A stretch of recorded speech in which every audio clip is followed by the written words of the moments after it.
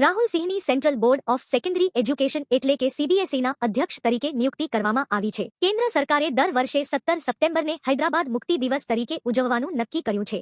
2024ની Ranji ટ્રોફીનું title મુંબઈની team જીતી છે.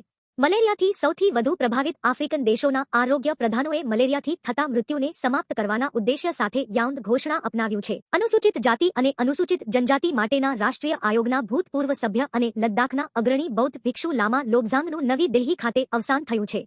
અબુધાબીની અગ્રણી ટેકનોલોજી હોલ્ડિંગ જૂથ G42 એ સુપર કમ્પ્યુટર કોન્ડોર ગેલેક્સી 3નું નિર્માણ કરવા માટે સેરેબ્રસ સિસ્ટમ સાથે જોડાણ કર્યું છે. All India institute of medical science એટલે કે એઇમ્સ, નવી દિલ્હીએ ઓર્ગન રિટ્રીવલ બેન્કિંગ ઓર્ગેનાઇઝેશનના સહયોગથી એઇમ્સમાં પ્રથમ ડ્યુઅલ કિડની ટ્રાન્સપ્લાન્ટ કર્યું છે. પૂર્વ આઈએએસ અધિકારી નવનીત કુમાર સહેગલે પ્રસાર ભારતીના નવા અધ્યક્ષ તરીકે ચાર્જ સંભાળ્યો છે. ફૂલ વિડિયો શોર્ટ્સના સજેશન વિડિયો પર ક્લિક કરી જોઈ શકો છો. દરરોજ આવી અપડેટ્સ મેળવવા માટે ચેનલને સબસ્ક્રાઇબ કરો.